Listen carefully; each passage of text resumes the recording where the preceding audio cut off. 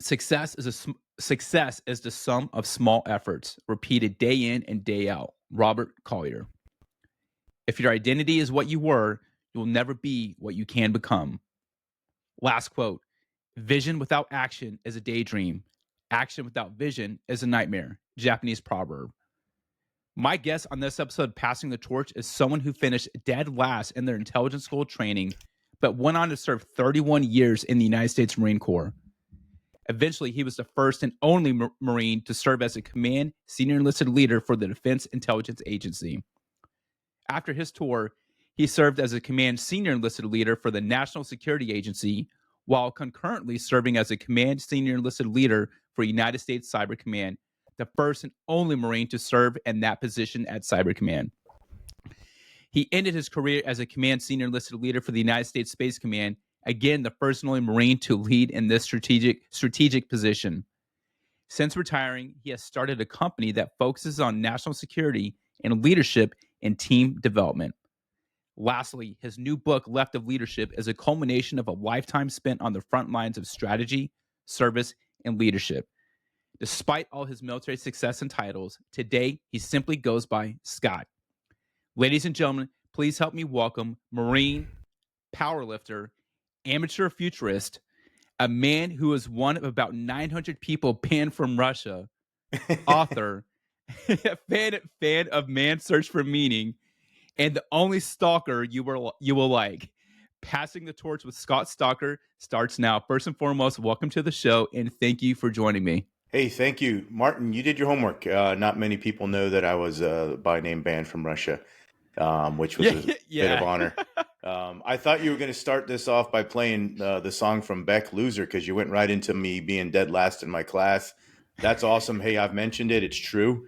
But it's also a sign and a roadmap that others can succeed as well. So looking forward to being here. Thanks for having me, brother. And I love that intro. Thank you. Yeah, absolutely. And I think it's safe to say you have come a long way since shoplifting at 7-Eleven. Yeah, good Lord. I actually went back 15 or so years ago, and obviously different ownership and everything. And I just left a $50 bill on the table and left because, I certainly didn't steal that much, but I wasn't a good teenager. I had a lack of guidance and direction, no real father figure in my life, and didn't do good things. And so, I tried to make up for it now. But yeah, absolutely. I love that you just went back and left a $50 bill. Have you shared that story before?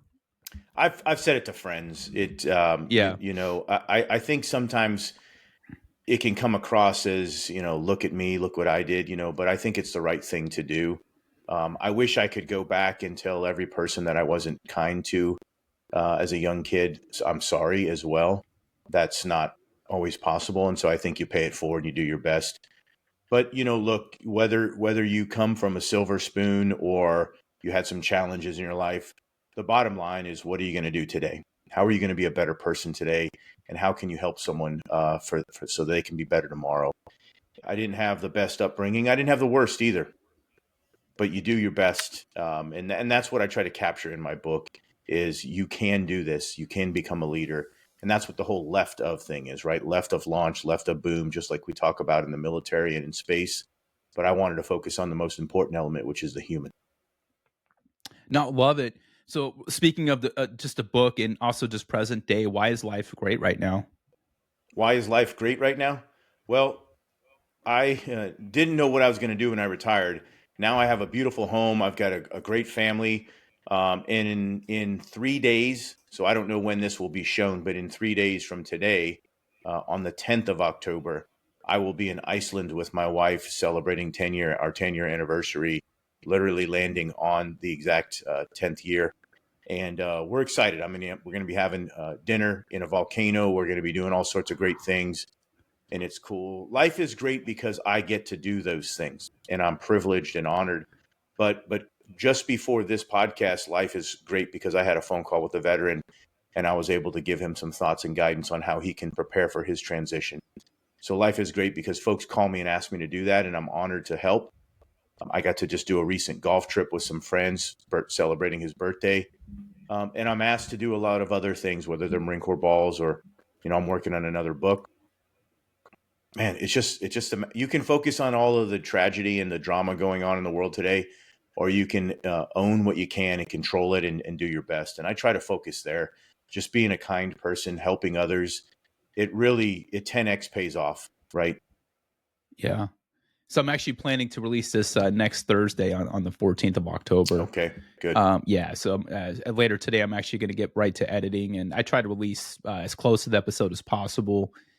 And That's yeah, remarkable, man. You're taking advantage of the tech that we have out there, your skills, and I think the roadmap to success in any of these things is not quitting. You just remain consistent, stay true to yeah. your brand, respect your audience, and this thing will continue to grow and grow and grow and grow. And soon, I guarantee it, Martin, you will have advertisers reaching out. It's just a matter of time. I hope so. And I've had my podcast for 8 years. I started roughly January 2018. My very first guest was General John Jumper, the Wow. 17th Air Force Chief at the CSAF. Wow. He was CSAF when I enlisted in 2002. But and like Joe Bass has been on my podcast. Kay Wright's been on twice. Tobin was on a month before he retired. So I mean, I've had Yeah. and then like Kurt Warner was just on my podcast as well. But I have Badass. friends and family on too, and mentors. So I've had, but it's really been the first 6 years of my podcast. I did maybe 25, 26 episodes. Yeah. The past 2 years, I've done 70. So I've done what I've called Turning Pro by Stephen Pressfield, Yep. Yep. and like it's starting to lead to bigger things, right? Like it's starting to. I appreciate those kind of words where I can feel like I'm on the cusp of something, and I'm doing the work, man. Like people, I'm up. There are nights I'm up till 2 o'clock in the morning, but it nourishes my soul, Yeah. and I put so much into this, man, and I love it. So I guarantee it, because of that right there. And you'll have to define what success is, but I'm talking strictly from a capitalist monetary perspective in this statement.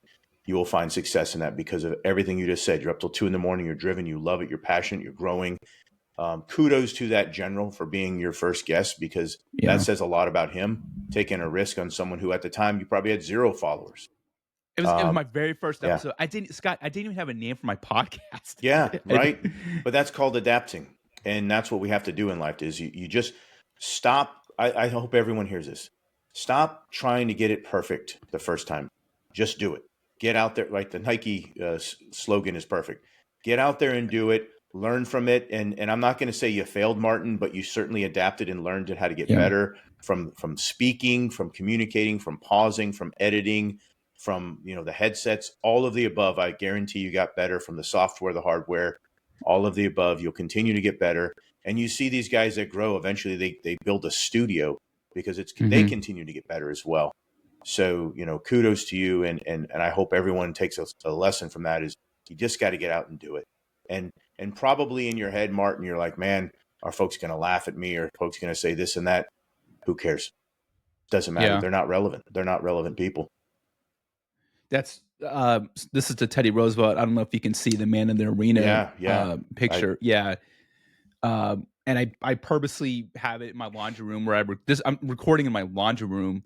Yeah. But I have this is where the picture's posted, and I look at it every single day, and it just continues to. Todd Simmons was on my show about maybe a month ago. And it was just such a great conversation, and just talking about just getting it, like doing the work, doing the work, getting the reps and everything. Well, Todd and all the names you mentioned earlier are just incredible people, great friends of mine. And Todd is someone I work with to this day. We keep in touch from a business perspective. There's no one better. This guy's driven, and he's another one. There's not an obstacle that can be put in his way. He's going to succeed, and he's not focusing on the noise and the other things. It's focusing on what he can control. So you've got great guests so far. You're going to continue to have them. And occasionally going back and listen to what they have to say, I think would be helpful too. And maybe eventually one day we're going to get you out of the laundry room. Yeah. I love it. Yeah. So speaking of reps and just doing the work, congrats on being in the 1,000 pound club with regard to powerlifting. Appreciate it. That was a long time ago. I was an amateur powerlifter. So now I still lift every single day and work out every single day, but it's more of a maintenance. I mean, I I've had some ligaments and some tissue issues now, so I don't go heavy. I think I squatted 2.25 yesterday. It might sound big to some, but it's not for me. But I don't go above those numbers anymore because it's not worth it. I focus on explosiveness and longevity and flexibility, especially for my golf game. But I think there's a story, if I may, for a moment on this whole Yeah. powerlifting thing. Because when I joined the Corps, I was 6'1". I was the absolute minimum you can weigh to stay in the Marine Corps. I was basically force fed. That's my words, not theirs, but what we call double rations, where you're eating double every meal. And the guys at the end of the line are the fat bodies, as we call them. They're wearing like a sweatsuit with red stripes, and they don't get to eat anything. So they lose 50 pounds at boot camp, and I gained, I think it was 20, so that I came out a strapping, 150, if you will. But I always had in the back of my mind that I'm this skinny, geeky kid. And so I got into powerlifting later on in my career, and it took to me. I took to it. And for me, I wanted, okay, where am I going with this? Let's enter a tournament. And I entered a tournament competing in the finals against this guy he would warm up with weights that I could max out on. So we would go to the bench, and I think competition wise, I did like 3.25. He would bench 400. We'd go to the squat. He would, I think I got 550. He got like 7. And then the final lift was the deadlift. And I was easily going to lose. I was down by like 200 pounds. First lift, he tears his hamstring. He couldn't go on. And this guy was such a class act. He said, I'm going to stay.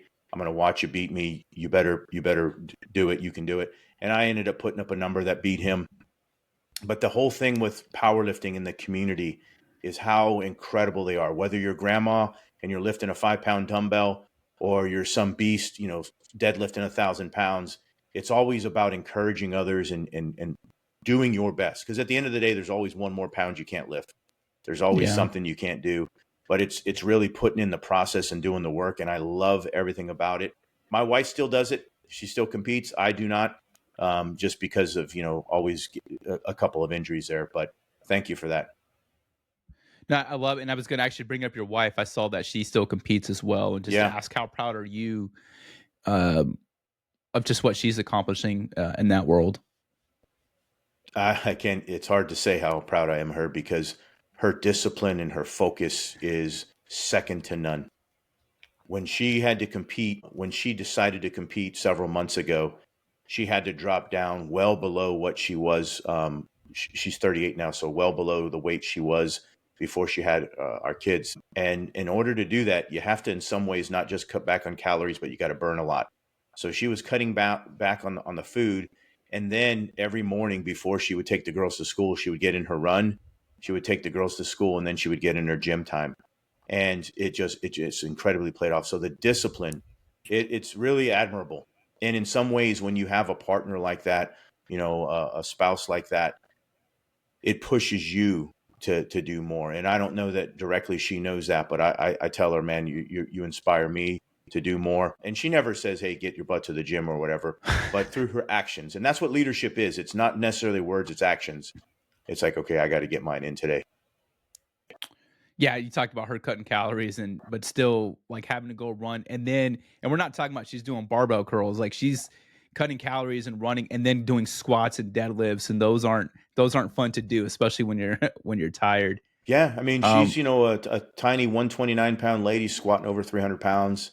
man, She's a very strong woman, but it takes work, and especially for most women who do this naturally, as if you will, benching 145 or those types of numbers. Yeah, for a guy, you should be able to do that, likely, if not in junior high and high school, and that's. But we're different, and she puts the work in. She gets those numbers. It's incredible. I'm a huge supporter. I would put her up against most men when it comes to deadlifting and yeah, squats. Hell, today I wouldn't put up her numbers, mainly, even though I could do it, I would have probably have a strain in the back or something. So, and yeah. it's not even about the numbers; it's about the work and are you putting in the work? Are you stressing yourself? Are you overcoming those challenges and obstacles? It doesn't matter. There's always someone stronger out there. It's a matter of are you disciplined enough to be consistent and do it every single day? To No, include, are you putting in the rest? And I think a lot of professionals out there, don't realize how important in getting the rest is as well. Yeah, right. Everyone just thinks it's the actual like gym time itself. Um, Yeah. I also saw how was the Wounded Warrior Project Courage Awards and Benefit Dinner? Oh man, you try not to get a teary eye in something like that. You're going to fail. So not only was it incredible, we've got the former quarterback for the Washington Redskins, now Washington Commanders, in RG3, who did it multiple years now. Incredible patriot. I had a moment to talk to him. Just a great veteran supporter. But you've got veterans up there that share their stories and how incredible it is for the Wounded Warrior Project to help them find their purpose in life, right? We're not going to be able to cure a missing leg. We're not going to be able to cure some of the things that we brought back with us from the battlefield.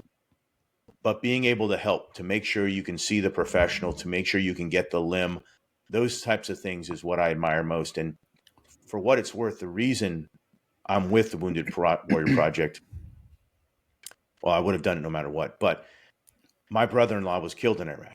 And so my my wife's brother, I saw how much, while he was as a quadriplegic, I saw how much the Wounded Warrior Project helped out. And so when they called and asked to be on the board, it was the easiest yes I've ever made.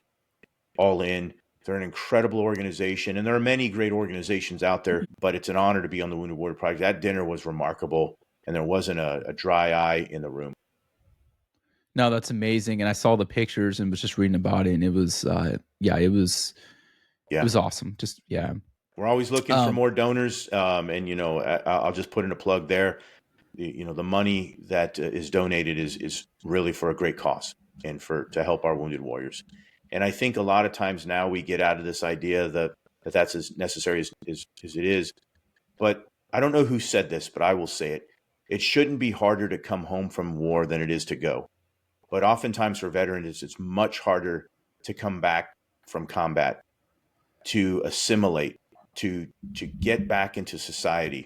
And even for me, not that I'm some war hero, but from my tours over there, I know my last one, I wasn't quite sure where I fit in anymore. And it takes time to get back into society and feel like you're really there. And some of us never do.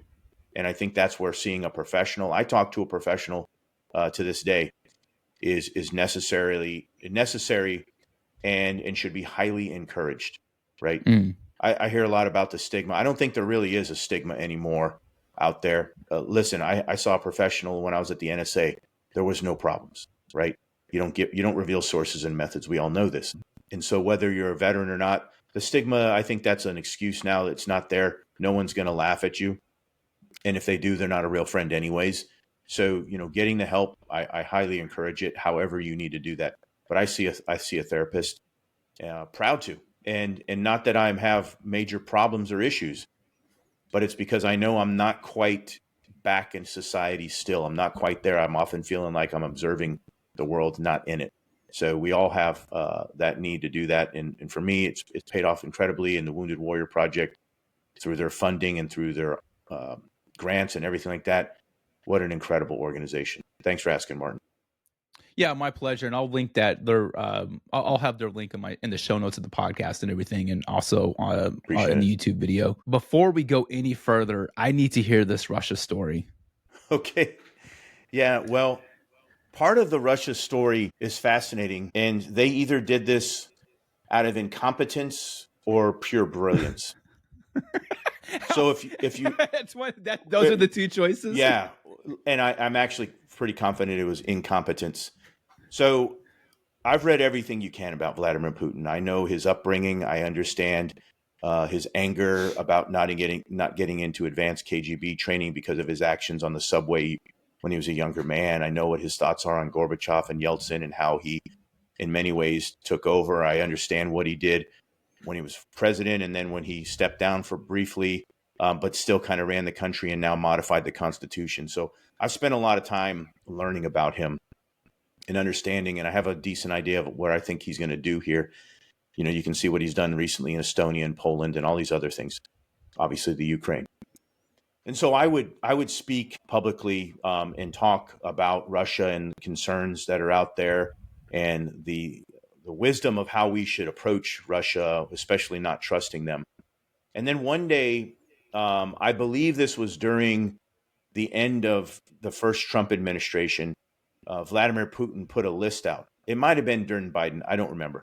He put a list out of like 900 national security professionals, media, and the like that were banned from Russia.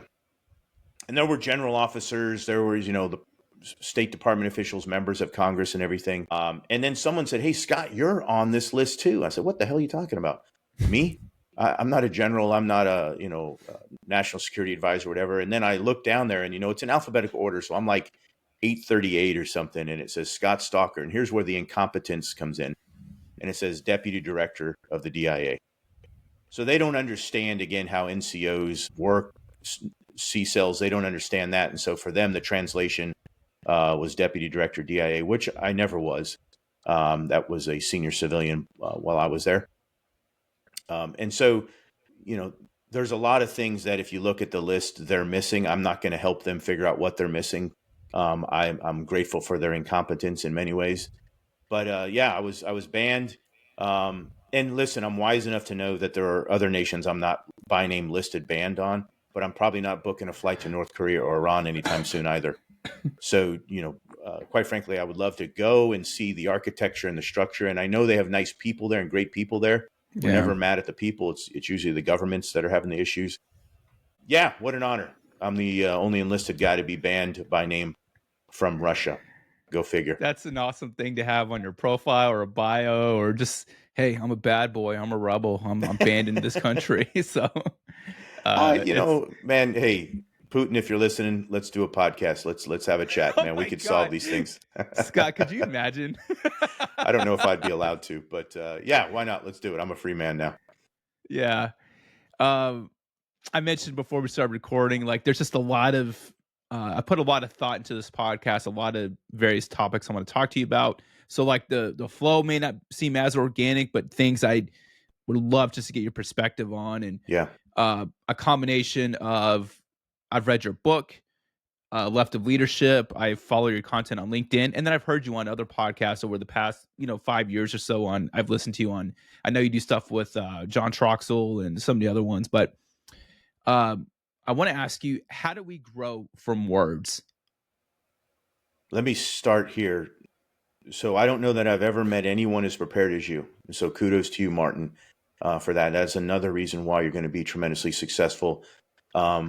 You sound like you are a stalker of me, so that's great. And I say that out of respect. Like, doing your homework matters. If you're going to do something, do it right, or don't do it, right? You want to be that man in the arena, so to speak. How do we grow from words? Okay. So I think words alone, I love that question. It's provocative and it has walls on it. But I don't know that words alone ever allow someone to grow. It has to be followed by actions. But I think if you're just keeping me limited to that statement, question, I think the power of positive affirmations matter. So as an example, if you're always calling what's the rating on this podcast? I'm not going to use the F-bomb or something. You say whatever you want. I mean, okay. But yeah, just talk. And if I feel like I need to edit it out, like sometimes I leave cursing in, but I cuss sometimes, and do whatever feels natural. Okay. Well, I'm not going to go wild, but if you're always calling yourself a dumbass or an idiot or things like that, those words compound into who you really are and become. And listen, I hit a bad golf shot. I'm the first one to cuss myself out, but I don't need anyone else to tell me that was a bad shot. But I mean, in life in general, and positive affirmations do strengthen you. They do help. You got to be a realist, right? So waking up and saying, I'm going to make $1 million, I'm going to make $1 million, I'm going to make $1 million today, unless you have substance behind it and a method isn't the way. But through words, saying occasionally, hey man, good job today. You did well. And I always talk about the actions of winning the small things, right? Winning the handshake, winning the greeting, winning the gratitude. Here's an example of words. Small one. Saturday, I was in Maryland. I was playing the Renditions golf course, which is an incredible course that has 18 holes of different national championship major golf courses, from the majors to the from the British Open or the Open Yeah. Championship, and so on and so forth. And as we hit the turn, the team, the guys I was with, hey, let's get a hot dog, a beer, whatever they want. And they got in line, they got their thing. And then I got up there and I said, "Good morning, Teresa. How are you doing?" She had a name tag on. "Good morning, Teresa. How are you doing today?" Words. She said, "Oh, it's nice to be here. Thank you for asking. How are you, sir?" I said, "Oh, I'm playing golf. I'm doing great. I'm having a good time. I'm with my friends. And I just wanted to tell you how appreciative we are to have you here taking care of us because it's kind of warm." "Oh, good, sir. Thank you. Teresa, if you don't mind, I'd like to get a hot dog." I don't know what the hell I got, but I got what I got. Yeah. She gave it to me. "Hey, sir, it's on the house." Now, I wasn't there trying to get a free hot dog and a free beer. And it's not about that at all. But when you can treat someone with respect, if you remember the power of their first name and you are genuinely interested, and then you can do what matters most to people, which is make them feel appreciated, those words and your actions leading into it as well, right? So I can't say, "Hey, thanks, Martin. It's good to see you," but I've got my head tucked in the phone, or, then I'm bad mouthing you later. But if it's genuine, they are the most powerful thing in the world. Little things like that, making someone feel appreciated, is incredible. Now, I left her a tip, and so it might have been a wash, if you will. But it's not about the dollar. Doesn't matter that I got a discount on a hot dog or whatever. It's. I'm telling you, in life, if you can do those little things, they compound, and they always lead to victories. They always lead to opportunities. They increase your options, and all of the above. So, how powerful are words? Nothing could be more powerful if you use correctly, and you use positive affirmations for yourself, and then you do it kindly and professionally to others as well, right? So, I see it listen, man, every single day. If I can get that person's first name, I'm going to first approach it with, "Good morning, Sam or Frank. How are you? Okay, this is what my order is going to be, if I'm at a restaurant or whatever." But don't just dive right into it. I see it on LinkedIn all the time. Someone will send me a note. "Here's my new AI algorithm. Here's my new investment strategy. Here's my new things." You didn't even say hi to Scott. I have no interest in dealing with you. And I know they're mass marketing, but I want to feel unique and special, right? And that's how all humans want to feel. And so the words do matter, and they have meaning. I mean, it's just like you talked about. There's a story in the book. You talk about you played the game with your daughters at the restaurant where Yeah. you Yeah. remember you say the waiter's name. And I used to wait tables, so I felt that before I joined the military. I waited tables at Outback, but I can remember, like, that's a good point, because like I guarantee if you have that same waiter again, he's probably going to remember you and even give you extra exquisite service now. Like, he's going to go out of his way to do even more to make sure you guys are taken care of and stuff. Like, It's huge. yeah. So that story resonated with me. I didn't include this story in the book. I'm looking at it for another time if it fits naturally. But I think it was sometimes in the early 2000s. I had to go to the CIA for a thing, and I was going up there, and I was going to be met by a senior officer as well. And as I was approaching the gate guard saw me, and he said, "Stalker?" I said, "Yeah." I said, "Chris, good to see you, brother." That's not his real name, but if it was, there's a million Chris's, right? So he can still be Yeah. secured. But I said, "Chris, good to see you. How you doing, my friend?" And this and that. And I felt a little odd because there was a couple cars behind me, so I didn't want to keep them waiting. And I said, "Good to see you. How you been since you get out of the Marine Corps? How are things going for you?" And he said, "Good." He handed me his phone number, and then he handed me something else. He said, "Hey, use this parking spotter to get you right up front." So I go to park at the CIA, and this place is massive. And I think I was like a gunny or something at the time. So, an E7, not that that's not important, but at the CIA, that won't get you a cup of coffee. So I go and park, and I'm like front row, right up front. It's cold and miserable out there. And I'm waiting for the senior officer who's there as well. He's like, "Man, how'd you get up here so fast?" I said, "I know the security guy by name. We were talking. He gets me right up front." And again, 5 years prior to that, I didn't have a relationship with him, hoping he would get hired to the CIA so I can get a parking spot. But if you're genuine, things lead to you have great outcomes. Yeah. And I'm telling you, Martin, I wish people would realize this, whether you're posting negative things on social media all day or you're treating people like a jerk, it never helps. You're never going to change anyone's opinion through negativity. You're never going to increase your options and opportunities through negativity. So when you have that negative energy, the best thing to do is either to voice it like I do with my wife. Hey, I'm having a bad day today. You know, okay, well, maybe I got to go for a longer walk, a swim, or hit the gym or something like that. But blasting it out there into the world doesn't help. And we all have bad days. Listen, I just lost 2 family members in the last 10 days. Yesterday, my minivan wasn't working. I had to get it fixed. Like all of these things, but whining and crying about it and complaining and yelling at the world for it does nothing. Handle it like an adult, be polite, be professional, and have a plan to help everyone you meet. I think that is really the way to do things. My condolences on your regarding your 2 family I members. appreciate it. That's I appreciate unfortunate. it. Yeah. No, it is. Yep. So I heard a quote a couple years ago that everything you said is because the toughest conversations I have are with myself, and I'm someone in the past who's been negative. I'm getting better and giving myself positive affirmations. But a quote that helped me was someone told me, "What dominates your thoughts determines your direction."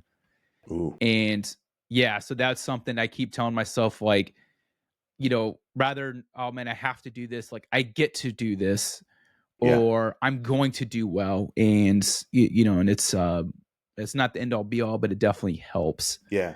Uh, Well, and being driven and having extreme goals means that you're going to self-analyze and occasionally nitpick at things. But the other way to look at it is, hey, I'm not nitpicking. I'm looking at where I can improve. And I think that's a yeah. great thing. That's a good thing. I tell people all the time, if they're nervous for getting on stage, that's a great thing because that means you care. And so you care a lot, Martin, and that's a great thing. Now, I like that word dominant in that quote because you don't want things you don't want negativity to dominate you, right? Yeah. But I do believe habits of thoughts lead to habits of action, and someone else said that too. That's not original by me. If you're always thinking about negativity, it's hard to get out of that. Maybe a different way to think about it is you're not thinking about negativity, you're thinking about ways to improve and get better. And there's Oh, something about that mindset and being driven that I deeply respect because it's rare. So there's goodness in that. You just might want to channel it a little bit more. If it's unhealthy, there's professionals out there for you. But the word dominant, I don't want anything to dominate, right? You can't have that in your life. Balance is the key. a follow-up question to when I asked about the words was, I was thinking about this, and I've actually heard you express this phrase too in a podcast. I think it might have been with John Troxel. But what do you mean by post-traumatic growth? Mm. Yeah, and again, I didn't come up with that. I heard General Mattis say it first. Um, Who is he again? I'm joking. I heard about him. I think he was a Marine. Might have been SecDef. Hey, real quick. Yeah, Side note on him. I yeah. saw something about he did the most Marine thing ever recently. He recently got married in Vegas by an Elvis impersonator, and I saw some poster. So I don't know how recent that post was, but there's this joke, and it's kind of going around as like it's the most Marine thing ever. That is the Oh, and it was most some. Marine thing ever. And then the other part of that is in the modern world, I don't believe it until I see it, right? I don't know what's true anymore. Oh yeah. And I on the surface, I don't know if that's true. Um, Oh okay. but Yeah. but what do you know? Who knows? Who knows? Yeah. And God bless him if he did. He has the right to be happy. This stoic monk that he became well known as is there's only so far you can take that. So I hope he's happy either way. And if he did go through the drive through General Mattis, congratulations, that is badass. Um, what was the question? What do you? Sorry. And I'll probably cut this part out. I just. No, it's all But good. yeah. Whatever. What do you mean by post-traumatic Oh growth? yeah, post traumatic growth. Hey, you can look at things and you can dwell on things forever and live in the past forever and really go down a spiral of depression. And if that's you, I strongly encourage you to do multiple things. One is to make sure your alcohol intake is in check, reduced if not zero. Your fitness is in check as much as you can. You're working out every single day. I don't care if it's yoga, walking, swimming, running, lifting. You need to be consistent with your workouts. and maybe most importantly, getting your rest, your sleep, seeing a professional. And that will allow you to get to where I'm at now, which is in a post-traumatic growth. All of the things that I experienced, and we all experience different things. I've never been shot. I don't have a bayonet wound or anything like that. I've got 7 combat tours. Mine are different than others. But the worst thing that ever happened to you is the worst thing that ever happened to you. And for me, a lot of it is smells. I can smell rotting flesh, and I can see those things in my mind. And I don't dwell on them. I'm mindful of them. But I think post-traumatic growth, taking all of those things, and those have hardened me, those have strengthened me, those have made me a better person. Now I'm more empathetic. Now when I vote, as an example, not that this is a political comment, but I'm not looking for folks that want to get us into perpetual wars and those types of things. I've grown past that. I'm grown beyond that 18-year-old boy who only wanted to go to war, who only wanted to deploy, right? And I understand that mentality. It reminds me of the book or the movie that Tom Cruise played in, Born on the 4th of July, and the really the spectrum that guy, the arc that he went through of his lifelong journey. I see that in me, and I feel that in me, and it's all about post-traumatic growth. All of those things have hardened me. First chapter of my book, I talk about my upbringing, right? Wasn't the ideal upbringing. I'm so grateful now that my parents weren't there for me, that they didn't love me unconditionally, that they didn't do a lot for me, because it created an independent man and a boy who, I went on to buy out my buddy's paper out. I started making my own money at 12, my own job. I left 5 years later to enter the Marine Corps. It created extreme independence. And now I don't need anyone or anything. I'm grateful when I have, but I've grown through that. And so I just believe we should focus more on post-traumatic growth and how it's strengthened you and made you better, instead of the consistent. I mean, you can't go to the VA anymore without someone reinforcing that the reason you have something wrong with you is post-traumatic stress. And that I don't use the D word, disorder. I don't think it's a disorder. I think it's a natural reaction to a negative event. And I want to live beyond that and not have excuses for my behavior, but growing through that and how I can become a better person. So I believe in what General Mattis said there. I've seen it for me, and I believe more veterans can get there if they keep those things in check. Wow, this ties in with something I had to note about, and you mentioned your upbringing and just your mindset and just growing. And I have a note about you being driven to not be like your father. With that thought, what was the moment you realized you didn't want to become like your father, and how has that decision shaped the way you live your life today, especially as a father? The moment, I think, was very early in my life. I knew that that's not the way. And let me say, I still talk to my dad. My parents are still married, um, but I don't want to be that way. And so whether it was the drugs or the violence or those types of things, I just know. I mean, I'm a fairly large guy. I can't go around hitting people, right?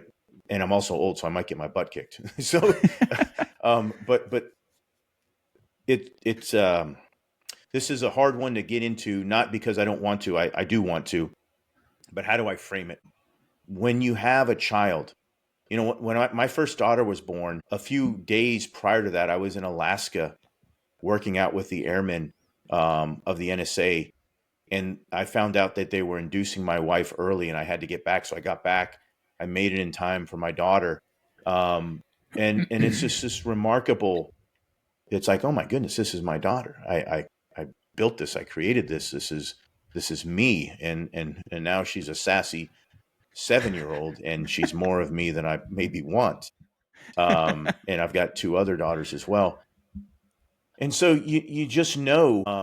And I think some of it, no matter what, you have that in you. You're going to be like your parents a little bit, being mindful Yeah. of it, which is why having selecting the right partner matters. But you just know, like, these things, this is not the way. You've got to be there for your kids. And so, an example, I was reached out to recently by a very senior officer to do a speaking gig. And it runs up on the day before her concert. And so my words to them was, I can do it these days, but I will be back in time for my daughter's concert to be there. Now, this is a 7-year-old, right? This isn't Beethoven. I'm not going to hear, Metallica rock out or anything. I know but being there and presence matters. And we may not believe this, but someday she'll remember my dad was there when I was 7 at my concert, or at her soccer game, or these types of things. So I just think it's more about how to do it right, less focus on not doing it that way. And if I focus more on how to be a good father, being present, letting them know how much I love them. Um, my daughter, my 7-year-old now, she's like, Daddy, we got to go on a date night, and so I'll take her to dinner or something like that. And it's incredible. And I'm lucky, right? I am retired and I can control my own schedule. I have built that. So this can be done by others as well, but I'm very lucky to be in this situation. And I think perhaps, it's easy for me to say, but perhaps if I had kids younger, I might have been less mature. And I don't know. And yeah, I don't want to be that way. That the book is not about that, so to speak. It sets the conditions for how you can become this leader. But no matter what your upbringing was, think about Viktor Frankl, Man's Search Yeah. for Meaning. What he went through is a million times worse than I did, and how he came out to be successful and positive and kind.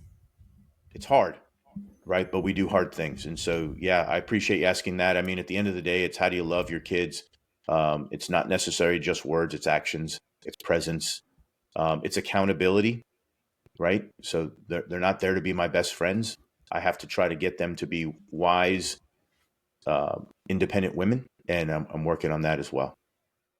Are there are in what ways do you still see parts of of him and yourself, even as you try to grow in a different direction? I think it's more hearing the voices, right? Little things like if I'm driving, it's like, hey, get in this lane, you can go around this guy, or it's just the voices of things. Or if I do something small, like a mistake, it's like you hear a negative voice in your head, and in many ways, that's my father's voice. It could be something as mundane as dropping the fork on the floor, and Yeah. you hear a negative comment in your head. So those are there, and it is what it is. I'm mindful of it, and you just have to work through things in life, and that's really how it is. That's how it manifests for me. It's in it. It might be the statement you made about it dominating. I think in many ways, if I make a mistake or don't get something right, I'll hear the voice of my father reminding me that was foolish, and I try to channel that into a strength, and how to not react to that, not allow that to live rent free in my head, not allow that to dominate my actions or my reactions. So, in terms of that, just switching gears a little bit, please discuss Bob Howard. Bob Howard, yeah. So met Bob in '94, and Bob was right down the road from where I'm at today at Marine Corps Air Station New River. Sergeant Bob Howard. I came there a pimply faced, probably not actually, but I use that for to manifest a reaction.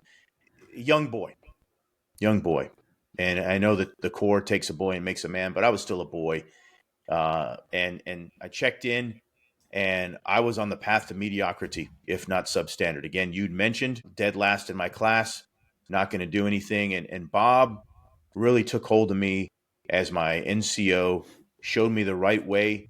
This guy lived Marine Corps intelligence, still does. I still talk to Bob. I get an email from him almost daily to this day. Um, and he really told me the one thing I needed to hear, which was, if you're going to continue to do it this way, you're going to continue to have mediocre results. You're going to likely do 4 years in the Corps. At the time, if you remember this was after the Gulf War, so we were cutting back. So we weren't hurting for folks. We didn't necessarily need to re-enlist people. And if you think of the pyramid, we needed more at the bottom, less at the top. Yeah. So he told me, hey, you're probably not going to be able to re-enlist. and this and that. And I asked him, I said, well, what do I got to do? And he said, hey, in order to become more, you got to do more. The next morning, I was in the office before everybody, straightening things out. This was before, in many ways, we got our message traffic via the internet. And so I would have to go to the armory, draw my pistol. I would go down to the comm center with a floppy disk, get the messages. I would print them out and have them ready for the gunny and the lieutenant before the day started. And I just realized in order to get more opportunities, you're going to have to show that you're responsible enough. And how did this pay off? So about 5-6 months later, a Marine at a squadron that was going to deploy soon breaks his ankle, and the gunny turned to me. The gunny who was in charge of me and Sergeant Bob Howard said, "Stalker, do you want to go?" I said, "Send me, gunny, please." That changed my whole career. The next thing you know, 6th of June, 1994, I'm in Normandy, 50th anniversary of D-Day. I'm seeing the President of the United States, President Clinton, the Queen of England. Wow. You know, not that we were sitting around BSing, but they're there doing that. A few months later, I'm in Mogadishu, Somalia, and it just changed everything. And I realized, put the work in, prepare, right? The best way to have a good morning is to have a better evening. Prepare prior. You wake up in the morning, things are laid out and ready. And now that's just part of my rhythm of life and doing that. And so I can't be grateful enough to Bob Howard, who I could call today and still talk to. And he's just a great NCO. And I think the key to this message here is, if you're a non-commissioned officer or even an officer, whatever, in charge of someone, don't accept mediocrity. Pull that person aside, because inside them, they enlisted for a reason. They commissioned for a reason. And they need to know and hear from you that they're on the path to mediocrity, but there's a way to get out of that. There's a way to change. Just like there's a way to lose weight, just like there's a way to be a better speaker, just like there's a way to learn how to edit videos like you. All of the Yeah. above can be learned, but you got to dedicate yourself to the trade craft. It's amazing how much luck is created or opportunity is created when you do the hard work and Right. consistent. It's amazing how many things just I told you about. I went to that celebrity softball game Yeah. this weekend and was able to meet uh, so many people, right? Right. But that all stemmed from a podcast I did in June with someone, and someone saw the podcast because they were friends with the guest that I had on. And then the person who put on this event called me and said, "Hey, do you want to do some media for us?" And it's like, absolutely. And it wasn't a fluke thing. I've had my podcast for 8 years and 100-ish episodes, and it's just but it's those small things like showing up 2 o'clock in the morning or whatever, or printing out the notes for the gunny and the LT, right? Yeah. Yeah, Yeah. I love that. Sometimes it takes a moment to catch fire. There's an easy way to get this podcast visible. It's through controversy and negativity. Mm, We don't want that. It's taking the long road. It's the long path. It's understanding through professionalism, wisdom, and consistency over time. That's how you're going to grow and maintain. These outrageous things that are on YouTube or even the news nowadays, right? What we have to know is the news channels, by and large, are corporately owned, which means the shareholders yeah. need ratings and they need quarterly returns. You do that by being outrageous. And so I'm stunned that today people say, don't believe what you see on the news. Well, it's not even real news. It's commentary. It's Jerry Springer and WWE, right? Which is entertaining, which is why it draws ratings. But if you want to know what's going on, like, you got to do some reading, Reuters, AP, so on and so forth. Yeah. But yeah, so you're going to get there because of your consistency, and that's just one marker going to that event. There's going to be many more. I guarantee it. Yeah, I appreciate it. Thanks for that feedback and just Yeah. encouragement. Before I forget, if there's any episode you go back and check, I did one in June with Cody Keenan. He wrote the Okay. book called Grace, but he was Obama's speechwriter. Wow. And yeah, right. And think about, I don't care where anyone is on the political spectrum, if people can't admit that President Obama if he's not the best speaking president we've had, he's definitely in the top probably 4. He's public speaking is one of President Obama's many strengths, and Yeah. this is the guy behind that the pen, right behind the speech. But and there's so many great. I love that episode. There's just so many great thoughts just about anyway. I will Um, listen to that as a public speaker because I think Obama, again, all politics aside, doesn't mean I endorse his stance on anything, but his timing and tempo, his fluctuation in voice, his visualization of the audience, his body energy, like he's a great. Before he even says the words, he's already commanded the room. Not just because of his title, but because of his presence. And I think there's a lot to be learned by that. And so I'll definitely check that out. I'm sure I'll learn some tips. Yeah, thank you. Yeah, it's one quick thing before I move to the next question. It's about there's a part in the story, and actually, he talks about there's a part in the book, and we talk about it, I think, in the podcast. But President Obama told Cody to find the pauses, and when you Yeah, listen to the episode, it'll make sense. I love Um, that. I love that. yeah, switching to this is something else I was very interested in learning about. What is the story behind Amateur Futurist? So the amateur futurist thing is really, I don't know that you can call yourself a professional futurist. I don't know how, unless you've got the DeLorean. I don't know how you go about, right? So, so I think anyone who is visualizes what the future is by definition an amateur. I'm fascinated by the future, and the best way to learn more about the future is to obviously read history. I believe, right? Whether you're reading about the Sumerians or the Mesopotamia area, uh, Turkey, uh, Prussia, and Russia, all of these things, how the United States was conquered, was with our Native Americans and even the Polynesians on the West Coast and how that plays into things as well.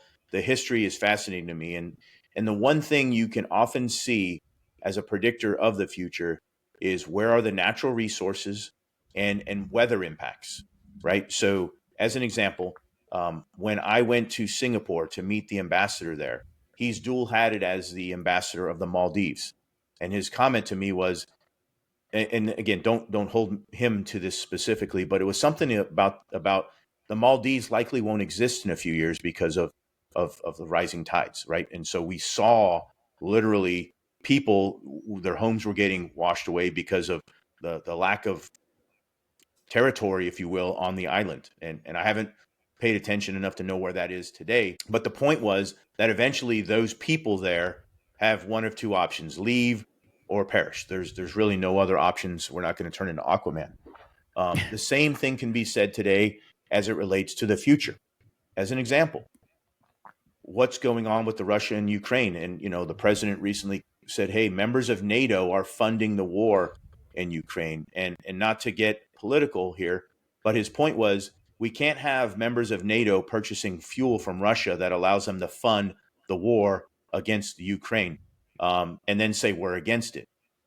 But most conflict are based on population density, weather, and natural resources. And so I'm watching how that plays out. I'm watching the journey of tech.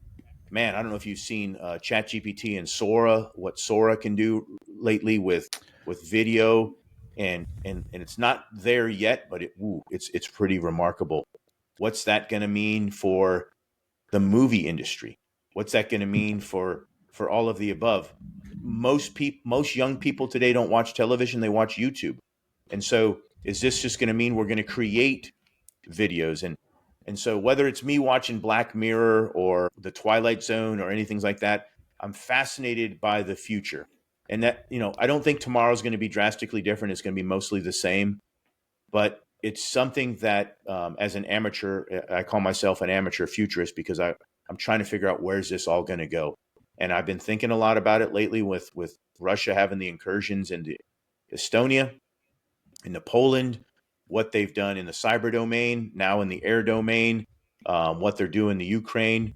As Putin gets older and older, does he get bolder and bolder, realizing that he has less to lose? History tells us that he's really always envied that Warsaw Pact that they've had before, and he's doing micro paper cuts right now. Where does that lead us? I don't know, but I've seen what he's done in the space domain, the air, and all the others. and it hasn't been a great journey so far, and there's nothing to indicate that it's going to change anytime soon. We'll see. So that's where I came up with that, and quite frankly, I think I stole that. I met Peter Singer, an author as well, an incredible Yeah. individual, and he Yeah. talks an No, awful lot about that.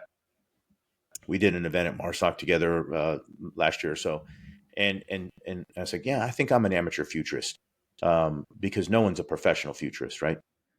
yeah, that's an excellent point. And a follow-up question I have to that is, what comes to mind when I say intricate wisdom? Intricate wisdom, right? So I think of two things when I hear that. I think of experience and I think of knowledge. And that allows you to put together wisdom, right? So you can, if you remember, what's the movie with Robin Williams and Matt Damon, Goodwill Boston, Hunting. Good Will Hunting. And there's a moment where they sit on the bench and Robin Williams says to him, yeah, you know what it's like because you've read about it, but you've never smelled this place. You've It's a never, powerful scene. It's a powerful it's a scene. powerful scene.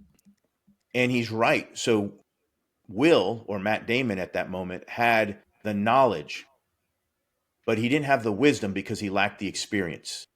And so there's one thing to be said for reading this, and this is oftentimes in intelligence community where we get things wrong because we view it from a perspective of knowledge and lack the experience of that culture.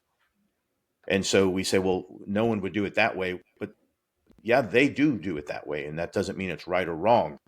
And so when I think of intricate wisdom, I'm really talking about predominantly the internal experience. So what's inside of you, and the knowledge through readings and that sort of thing. When you put that experience and that knowledge together, you have wisdom, and that's what comes oftentimes with old age, or older age. You gain that. It's why I believe, racism doesn't travel, because you go and you travel and you get to meet different cultures and different people, and you see at the end of the day, regardless of the skin color, whether there is pale as me or as dark as you can get, they want to live a good life. They want to take care of their family. They want to Yeah. love one another. And we often get mixed up in a miscommunication or something like that, by and large. And I know there's some evil people out there, but by and large, that's what I'm talking about through intricate wisdom. It's that experience and that knowledge combined together. It's a powerful thing. How much more time do you have? There's some other things I want to get to, but I Let's want rock and to. roll. Let's do it. I love Yeah. it. All right, and I'll cut that part out, obviously. Nah. Something else I've been really just dying to ask you is, what do you mean, or how would you describe ethical tensions? Ethical tensions. Let's pick that apart. So we're talking likely, and I don't know exactly where that came from, but So I I'm probably pretty sure I've referenced. I'm pretty sure you talked about that. How many times have you been on John Troxel's podcast? Or a couple times, if yes, not I've four or listened. five. Yeah. Yeah. So by the way, these notes. So if you're trying to recall where if you've done a podcast in the past 5 years, I've listened to it. Right. And and obviously, so these, again, all these notes are coming, whether it was just like something that you just said in your book and it might have just been 2 words. I'm like, oh, I've never seen that before together, or something you've kind of mentioned in a past podcast, Yeah. or something. Because like so I applied for retirement last year on 1 Mhm. November, as a matter of fact, and of course Yeah. approved this year for 1 November. So there's been random LinkedIn posts I'll say, like, you talked about the military transition. So I just, so it's a combination.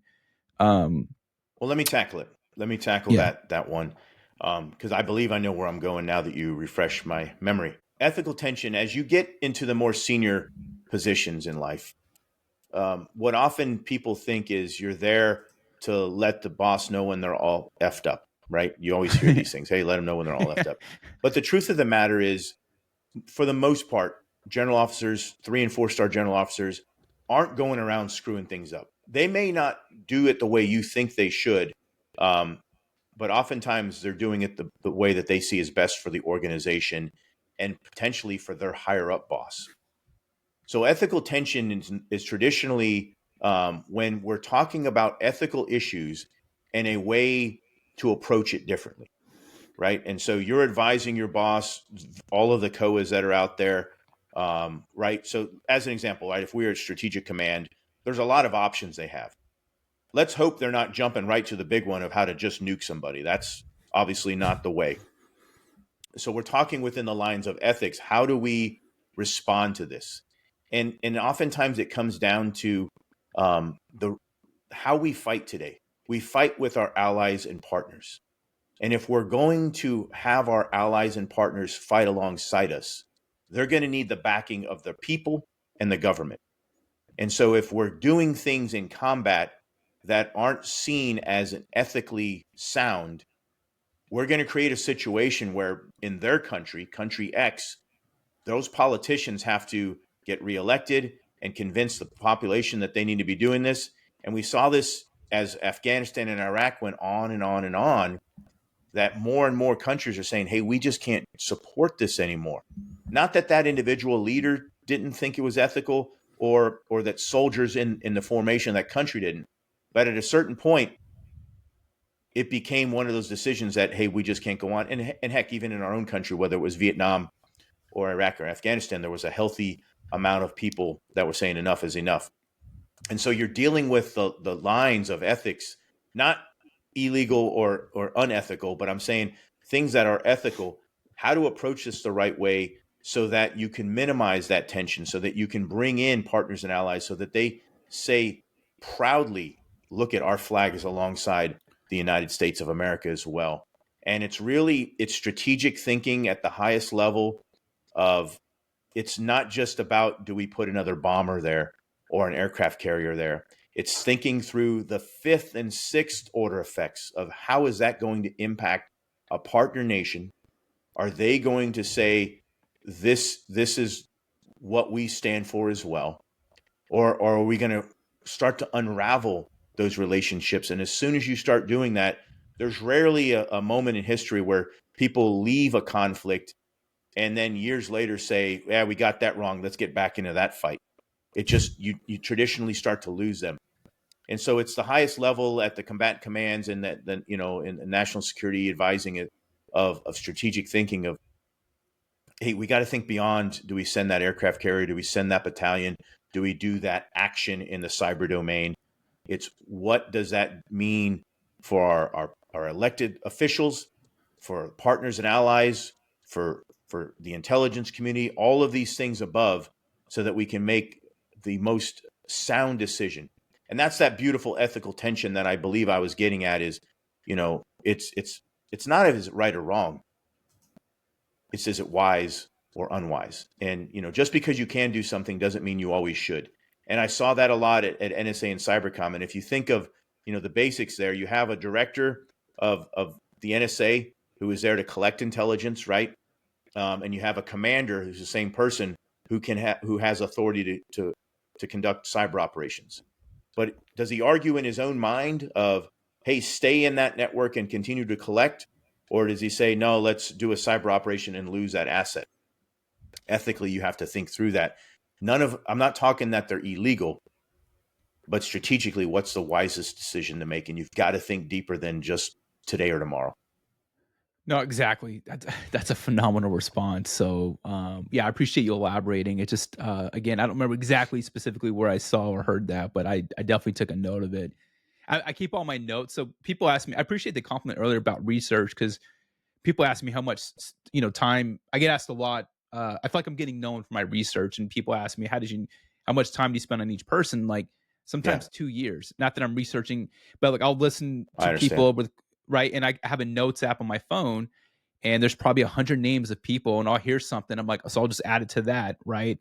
And then over time, I just build like this catalog of topics I want to talk with people about. Yeah. Well, at the end of the day, people are going to go to the best, and you're allowed to be the best. And what you're doing are these are the characteristics of those that are best, which is outworking, out studying, out researching, and then you outperform to that. So I commend you, Martin. I'm telling you, if I could buy stock in this podcast today, I would, because I already know where this is going. I know where this is going. If you choose to continue on, this will continue to get more big time. Thank you. Like I can't express how much that means to me, Scott. Thank you so Yeah, much. I mean it. Yep. I'm getting chills right now. There's Let's go hit the something in the gym. Let's go get yeah. pumped up. So right before you jumped on, I was like probably like a minute before you jumped on. I crushed some toast because after this I'm gonna go do a leg workout, and I was like I got to get some carbs in before I do my squat day. Amen. Want to talk about the book? There was something. First of all, I love the cover. I don't know if Yeah. I've seen covers like this. So I just those small things do matter, and the color of it as well. I think it's just different. I I feel like there's appreciate that. I spent a lot of time, not that I did the art, but I spent a lot of time with the artists and the team that did that for me. And it had to visually show and the words had to pop, right? So the subtitle was the hardest part for me because the title I've already had. I've had the title for years in you my talking about mind. left of leadership. Yeah, the title I've Yeah. always left of leadership. I always knew that because I would hear left of boom or left of bang or left of launch, but I never heard about how we get left of preparing the person. So that was easy. The prequel to success, I didn't want to come across as arrogant because I am not, but you needed something that can pop. And then the artwork was really, whether it was the strings all tied up, in a knot, and then they come out, or you're a dim light and to the bright light, all of those things had to not just show it, but say it. And so I appreciate that. And the coloring as well. I wanted that because I felt like it jumped at you a little bit. I'm doing two It more. does. Yeah, I'm doing two more books in this series, and they'll have similar perspectives to it. You'll see when they're out. Hopefully, the next one midsummer next year. Yeah, let me know. We could Yeah, even, if you're interested, come back on and promote it. But yeah, just a book cover. It's clean. It's minimal. It's classic. It's just right. It's just perfect, right? there's little things that I didn't even know as I spoke to folks that worked in Amazon about this. You want 2/3 of the name to be in the book because when they go to clip art, if you can't read it, people pass it over. So little things like that I never knew about. I never would even thought about. But if you think about if you buy a book on Amazon, then they'll list some other ones below it, and they're little clip arts. And if it's all gobbledygook, you can't read it, you just pass it by. But if you can read it, I was told like 1 out of 10 times someone will click on it, and then 1 out of 10 times they'll buy it. So it's little things like that that matter. So I appreciate it. Oh, that's good. That's good to know. Yeah, But there was something in the book that really stuck with me. It's on page 48, there we go. and I you got it. mentioned specifically, and I'm just paraphrasing. I was focusing on symbolism over substance. Mm. Let me look at it's Oh, it was about SOCOM and the touch of gray. yeah. So where I'm going with that Yeah, I is got a lot of gray now and a little bit yeah, less hair. It's all but good. Own it's a it. story about wanting to color the hair gray. Yeah. With that in mind, when it comes to such moments, do you think facts or symbols matter more? In the modern world, I think there's a great argument for one or the other here, right? But I believe in consistency. I believe in classic and like you'll never go wrong with the classic tuxedo. You can get loud and wear the bright green suit and this and that, but classic and consistency for me matter.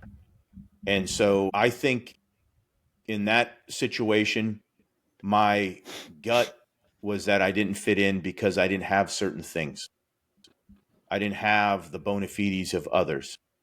What I didn't realize until after was nobody there cared because there was always someone else in the room with more combat time, with more kills, with more medals of valor, with more whatever.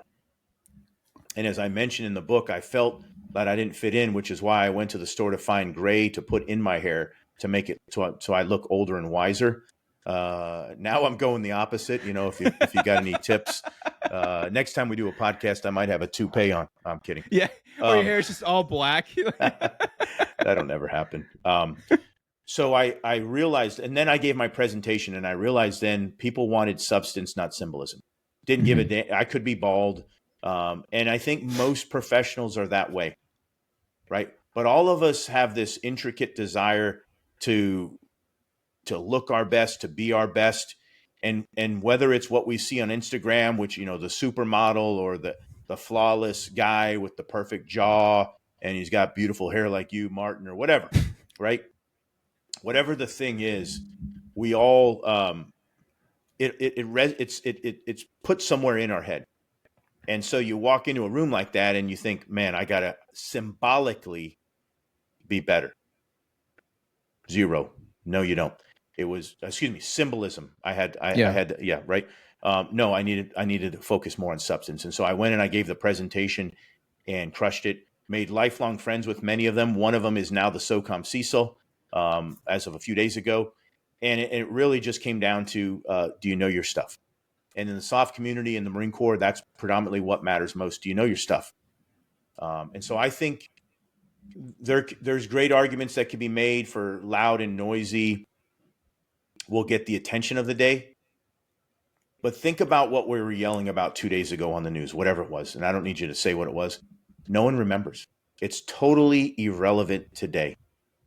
And today, if I put the news on, they'd be yelling and screaming about something else. And then tomorrow, it's irrelevant. But timeless and classy and classic and professional, that's what matters. And so I think it's wherever you are, be present in the moment, own the moment, be proud of who you are, what you have, you know, whether it's the young boy like me who needed to get coupons to buy a pair of Converse for high school and I was embarrassed. But now that I have the money I want to get the shoes I want, I don't care about that. I'm more focused on who I am as a person. And I think that's where we need to come for society more. It's similar. Man, I tell you, the last time I had a vision of me choking someone out, I didn't do it. But I was in the gym and there was a group of younger boys laughing at a lady who was a little overweight at the gym.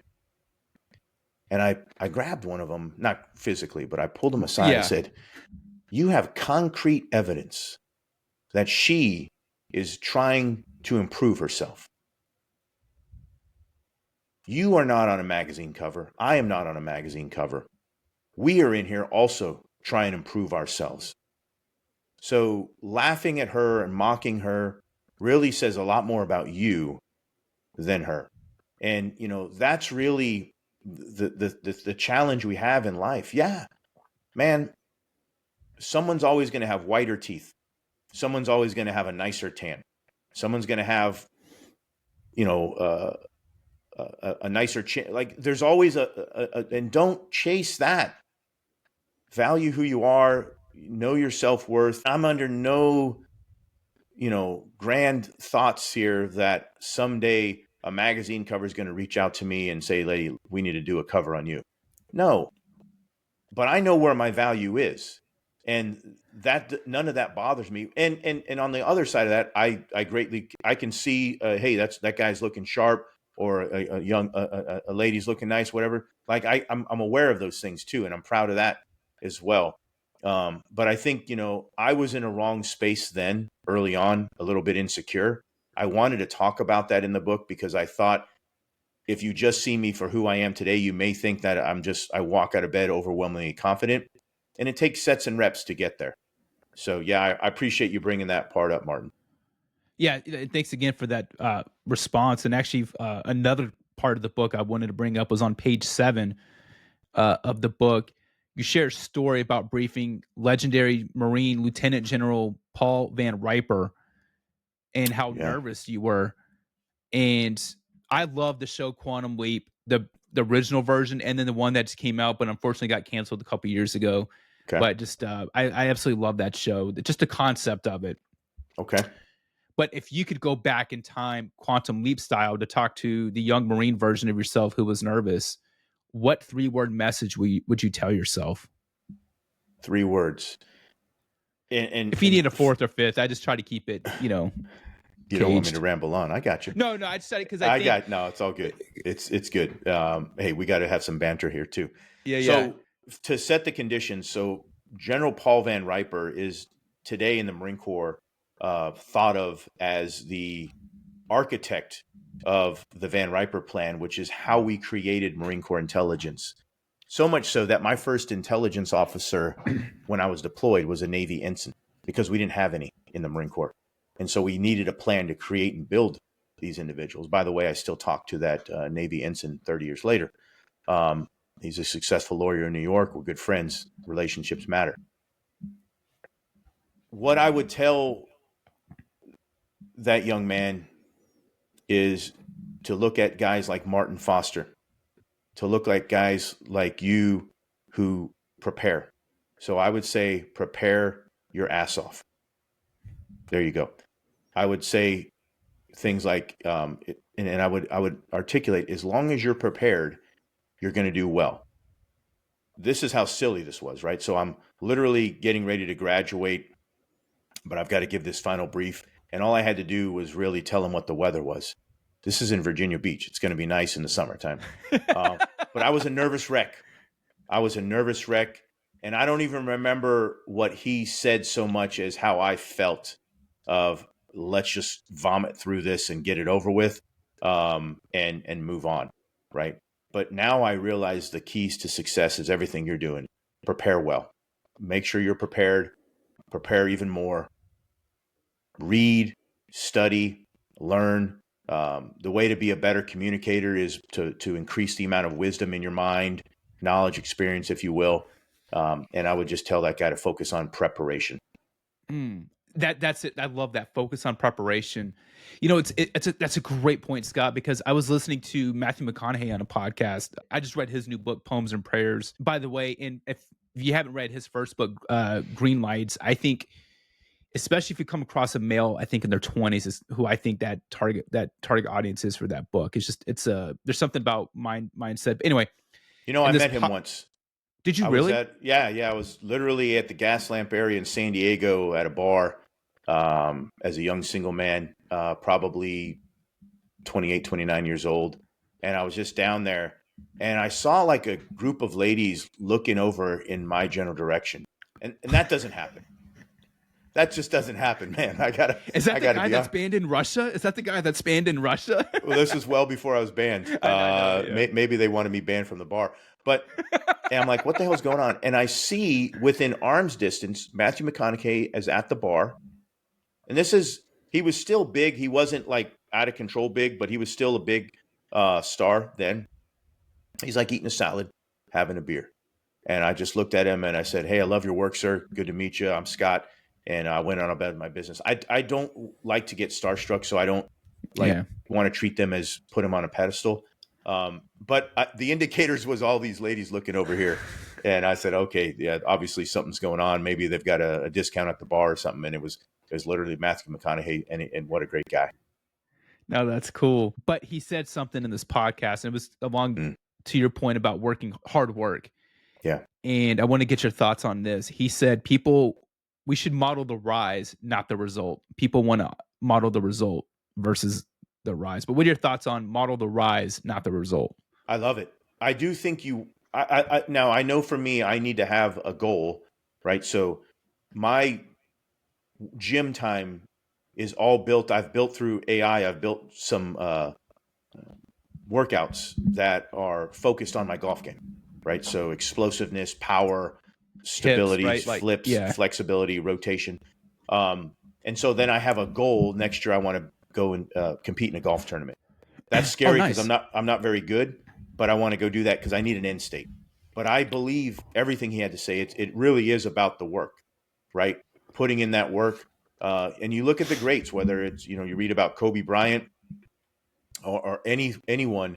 Malcolm Gladwell talks about it in his book, Outliers, 10,000 Hours, and the Beatles playing in a band. Love it. Right? Yeah. Oh, anything he's written, I read anything. And he talks about General Goldfein and General Brown in that book too. And I'm like, what an honor, like to be called, highlighted in there. Anyway, sorry, finish your thought. Yeah. No, hey, there's nothing wrong with geeking out on how incredible he is as a writer. Yeah. But I really like the mentality, because if you just get focused on the end state, I don't know how you get there. How do you become this incredible, whether it's a wealthy entrepreneur or anything like that? And so what I've done for my life, for my business, from even in some ways my personal life, is I build 5-year plans that go out 15 years. and then I try to micro work them backwards. So as an example, next year to be in that golf tournament, okay, I've got to be able to drive the ball a certain amount of distance. That means a certain amount of workouts need to be applied to get that level of strength. A certain amount of workouts need to be applied to get that flexibility and the stamina to do that. That means I've got to practice a certain amount of times. Like that's a small part of that, but it's all about the work. And then I get the end result, I adapt, and I continue to put in the work. So yeah, I absolutely love that. I believe that. And I think the best, most successful people you'll meet in the world, by and large, mirror image that statement. No, that's cool. That was just something I was like, oh man, I'm gonna ask Scott about this, and that's Yeah. yes, it's something I'm gonna write on a post-it note and just kind of keep it up over my desk because it's just the like a good reminder. Amen. I want to transition to some light, fun topics. These are miscellaneous questions. Okay. There's no rhyme or reason. Just get into some fun stuff. Okay. One thing I like to do is I call it the name game. So I'm going to say some names and just say 1 to 2 words positive words that come to mind when you hear these names. Are you ready, Scott Stalker? I am. Yeah. All right. First up is Father Castro. I think without Father Castro, I might be in jail. Wow. Love it. Lieutenant General Stewart. E pluribus unum, out of many one. I love that man. I see him in Arlington all the time, and I probably wouldn't be as successful without him. I think I messaged you or something after I read something in the book where I got to that part of the book about you have a 24-hour contract renewable daily. Yeah. Yeah, right. That's, I love that, especially as service members, right? I love just that mindset. 4th grade teacher, Mrs. Hamanaka. Mrs. Hamanaka, very pushy, very strict, but saw something in me. I love that. Yeah, she pushed me on to advanced mathematics early. 4th grade, yeah. Shane Pilgrim. I love Shane. I went to Keystone with Shane. He's a dynamic thinker. You never have to wonder what's on his mind. If you just ask him, he's going to give you the truth. Superior respect for him. Love Shane. I met him 2 or 3 years ago at AFSA. It was either in Dallas or Houston. It's all kind of a blur. But 2 hours later, we were recording a podcast because I was just blown away by his presentation. Yeah, and he's true. He's very authentic as well. I love that. He's not trying to fit in. Yeah, and he doesn't, right? Like even with his socks, he was wearing, I think, Alexander Hamilton socks with the suit, right? Yeah. Just a quick note on him. You know, I've had a lot of people on my podcast.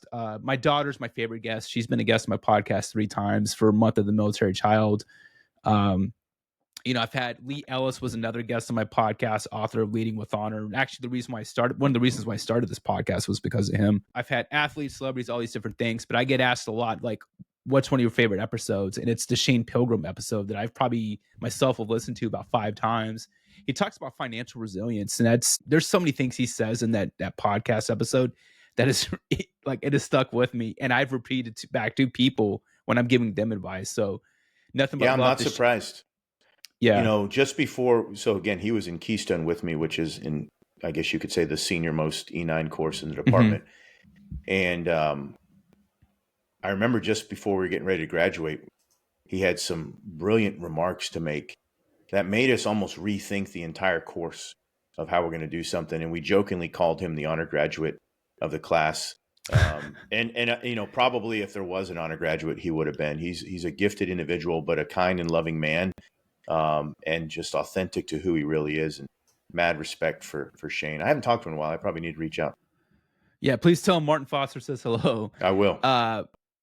The most famous name on this list is Mountain Goat, who photobombed you, I think.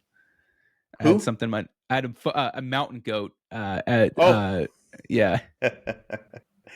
Yeah, you know, I was 3 weeks into terminal leave, and we were taking a family photo up in Montana at a national park. And we turned around, and it scared the hell out of my daughter initially.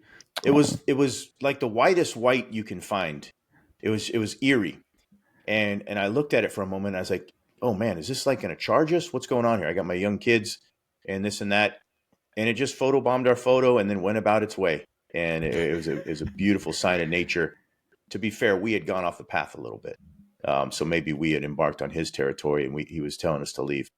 Yeah. It's a fun story though, It is. right? It It's is. a Yeah. fun memory. It was cool. Man, I got to tell you, that moment of terminal leave and that time, it's just, you'll see this at some point. The sun shined brighter and the grass smelled greener. It's just, it's a feeling of freedom you can't imagine. It's a beautiful thing. And if you prepare well for it, like you do for your podcast, um, you'll really enjoy it. I love that. So my terminal started on September 1st, which was a Yep. Monday. And I remember waking up that day and I did just feel unexpectedly just this sign of relief, or just kind of a heightened level of refreshment. Yeah. I could just feel it. And this summer I took my family, we went to Europe for 2 weeks. Beautiful. And we went to that's the thing about Europe, you go to multiple countries, right? So we did 3 different countries and multiple cities within each one. But I remember it's like, man, I like, as much as I did 20, I'm an intel analyst by trade. I Same. love the Air Force. The military has made me who I am. I joined because of 9/11, but I'm excited about this next chapter in my book of life. Amen. And You should be. Yeah. Last couple names, J.R. Flatter. This is a man who, similar to me, Marine, commissioned later on in his career, became an officer, retired as a major, started his own company, and now is, as he has said publicly, a decamillionaire and done incredibly well. He calls me where I should be trying to call him and beg for a moment of his time. He calls me, and we spend, over several different calls, months and years communicating. He's advising. He's giving me ideas and things to think about. Just a true. He is the king coach, if that title can exist. He is an incredible coach, but just a great voice of reason. And he always gets me in a way when I ask a question. He works me through it, so where I almost always answer my own question and think, wow, that was a brilliant thing he said. I realize he kind of got me in a position to work through it. So J.R. Flatter's incredible individual. Another person I've got to reach out to soon. It's been a while. I have 3 more names. Okay. Michael Quinn. Mike Quinn is both misunderstood by many, deeply respected by me, and quite frankly, I think because of the path and the journey he shared with me and the direction, and in some ways, the directiveness by calling me or emailing me or texting me or whatever and saying, get your stuff together. That's how I got all these opportunities. Because all of the skills and the things, the certificates and whatnot I earned, but none of it matters. It's not just who you know, it's who knows you. And by using LinkedIn and how Mike Quinn taught me to use it, I increased the amount of people who knew me. And that increased my options and opportunities. Without Mike, that would not have happened. No doubt about it. No doubt about it. I owe him an extreme debt of gratitude, if not a beer when I get to see him again. Scott, I've heard you say that before about it's not about who you know, it's about who knows you. Within the past year or two, I've heard you say that. And I can't tell you the number of times that I've told, because everyone talks about networking, especially when I was going through TAP and all that. Oh, it's all about networking. And it's like, yes, it is about networking. And everyone's like, oh, it's all about who you know. But I don't give you credit. I take credit for it, of course. No, I'm joking. But yeah, take I tell people, but it's more than just who you know. It's who knows you, right? And so I love that. That's such powerful, applicable advice. Yeah, because at the end of the day, it's who's advocating you behind closed doors, who's advocating for you. Who's saying that? I call it the good gossip. Who's saying that good gossip about you? Yeah. Like we were just talking about Shane, a few minutes ago, and just how phenomenal. I would have said the same thing offline, right? It doesn't matter that there's a camera. Yeah, exactly. Here. And I think I don't know of anyone who wouldn't say that about him. We talked Mike Quinn. Some people misunderstand him because he's direct and honest, and you can go through life hoping to have everyone tell you about puppy dogs and ice cream, and how it's sunny out when it's raining. But I don't want any of that in my life. I want honesty and frankness. I talk about that with General Neller in my book, in a moment of honesty from him to me. And with Mike, it's the same way. Like I never, or Shane or any of these names you're outside of the GOAT. Like I get honest feedback from the people that I surround myself with. I don't need it to be told how, great I am. It's how do I improve? By the way, Mitch Overton is someone that I know very well, and he speaks very highly of you behind your back. Oh, thank you. Yeah, Appreciate just some positive feedback. Yep. Um, Brian Singer was the other name. Yeah. So my best man in my wedding, but that's not good enough. This is a guy who I met in the mid 90s who had just come to the intelligence unit. He was in the Navy as an IS intelligence specialist. I think he was in E4, E5. I was a sergeant E5. And he had this big scar on his back. I said, "Hey, what happened?" He said, "Oh, I broke my back in buds trying to become a Navy SEAL. I'm going to work out 3 times a day relentlessly for the next 3 years. I'm going to go back and I'm going to become a Navy SEAL." And let me tell you something. I joined him. Now, I didn't join him every day, but I joined him much of the time. And when I say 3 times a day, now, granted, we're 20 years old. You can do these things. I'm talking 3 times a day, running, lifting, swimming, every single day, every single day. There was not an ounce of body fat on him. It's not about me, but I was in great shape then too. And that guy worked so hard, became a great friend. I was with him at the bar when his wife, Crystal, met him. I was there when we met her and he met her, and the rest is history, if you will. I was there when he graduated BUDS, and, just a lifelong friend of mine, just an incredibly resilient person. He went on to serve in Team 6 and other things and do incredible work, retired as a senior chief. And in traditional Brian Singer fashion, a couple of days before his graduation, he's like, "Hey, oh, by the way, at my ceremony, I want you to speak." He's like, "Hey, you could have prepared me a little more." But no, there's no one in the world like a Brian Singer who is prepared for everything possible. And what you wouldn't know about him is he's such a well-read individual. I mean, for years, he was giving me book advice on what to read and that sort of thing. And so you think of this SEAL assassin, this war hero, if you will, Yeah. who is a war hero, but he's also a warrior diplomat and a well-read individual. So none better than Brian Singer. Last name Shannon Kent. Shannon Kent. Shannon Kent. Yeah. Let me walk you through that story briefly because I know we're pushing time here. I was at home. I was a senior enlisted at the National Security Agency, and I got a text from the director, General Nakasone, "Meet me at Andrews Air Force Base. We're going to Dover."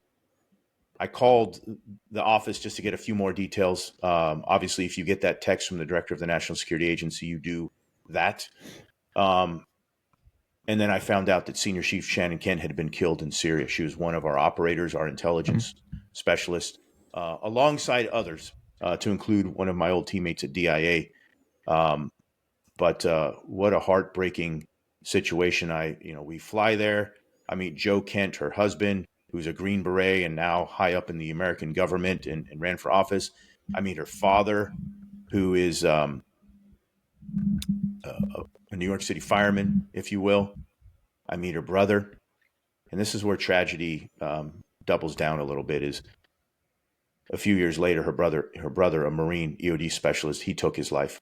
And so that the parents had to go through the loss of both of their kids through that. But Shannon is buried in Arlington every single time I'm there, which is multiple times a year. I visit her and I thank her and I honor her memory. I tell my daughters, as I do others that I've lost, her story, and just an incredible individual. And, there's so much that we can never mention about her, about some of the courses she took and some of the things she got to do. And I got to meet some of those people and be in some of those classes and learn more about what she did. But if you can go with one word, it's really she's the epitome of a patriot. Great person. Love that. Just wrapping up here. Actually, one last name, just 2 initials, and I know you're gonna have something funny or it'll bring a smile to your face. CZ. No full name. You don't. I saw the picture. Look at that. Yeah. That's a scary SOB. Now, me and CZ a couple days ago weren't talking to each other. We were in an argument. We were in a fight. because the damn Yankees and Red Sox were playing, and he ended up winning that one. And then he doubled down by getting a general officer to pick on me as well. And so we had this text group going back and forth, and I had to fight for my life. When I retired, obviously my commander is going to speak at my retirement. And quite frankly, the ceremony got a little bigger than I was wanting, but there was only one name that I wanted to speak at my retirement, and that was CZ. He flew all the way out there. This is a guy who's working with the chairman and a lot of challenges going on.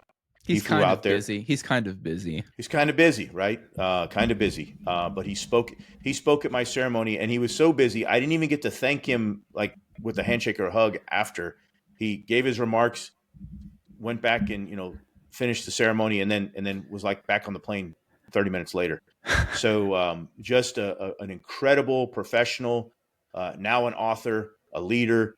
I would, so his book is Carnivore Leadership. I'm plugging mine. Let me plug another brother's book. An incredible person, and he's authentic. We were in Scotland together a few months ago. Joe Bass was there. We did some things there with Robert Irvine and his team. I saw. Yeah, and the only thing I'm afraid of is a CZ hug, man. He's going to crack a rib. It's hard. He's a tough SOB. Yeah. No, that's awesome. Love it. He's obviously a legend in the Air Force. He has there's a display of him in the Air Force Enlisted Heritage Museum in Alabama. Yeah, I've been there. One question I'd like to close out every podcast with is, if there was a giant billboard with your picture on it for the world to see, where would you want that billboard to be, and what would you want that message to say? Wow.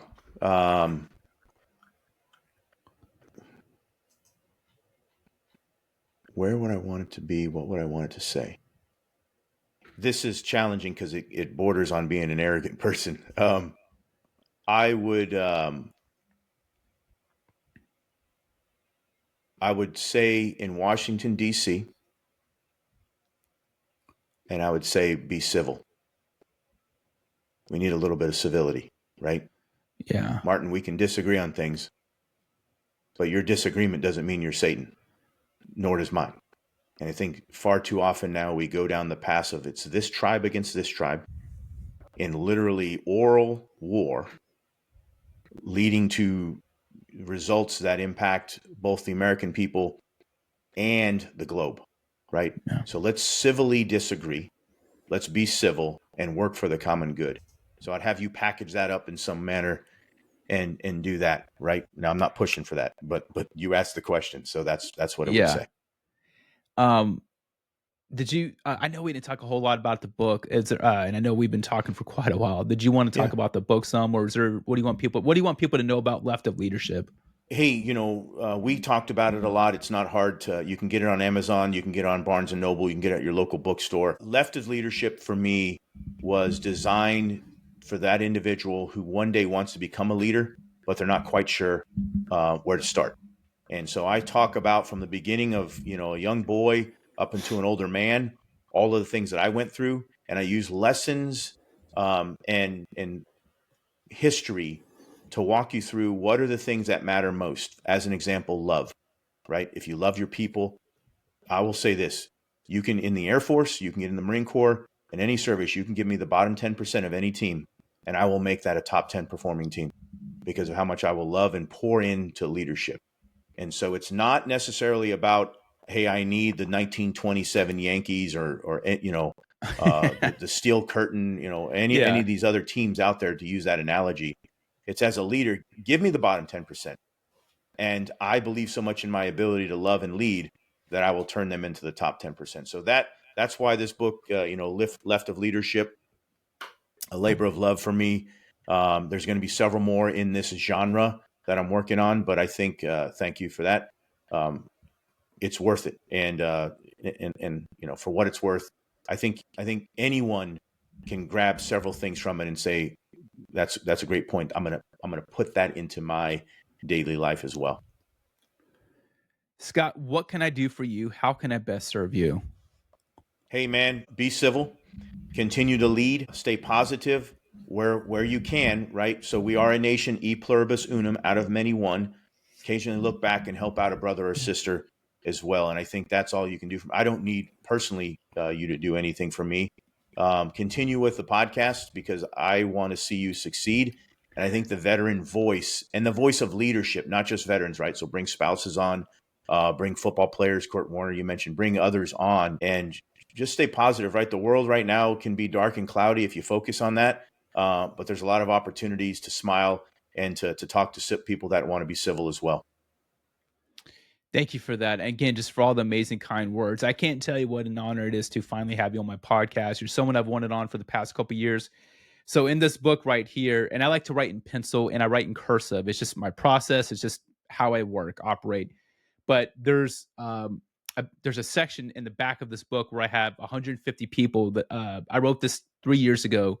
I think something like 2 or 3 years ago. 150 people I wanted to have on my podcast, and I've been targeting those, going after those people to get them on. But your name's been on here, and it's such a gratifying feeling after when I get to put a check mark next to that person's name with my pencil. But yeah, it's going to feel so good, Scott. So thank you so much for your time, your intricate wisdom, and just everything that you offer to Marines, sailors, airmen, guardians, Coast Guardsmen, soldiers, civilians, people of all walks of life. Thank you, Scott, man. I'm deeply in gratitude. Hey, mutual respect, brother. Thank you, my friend.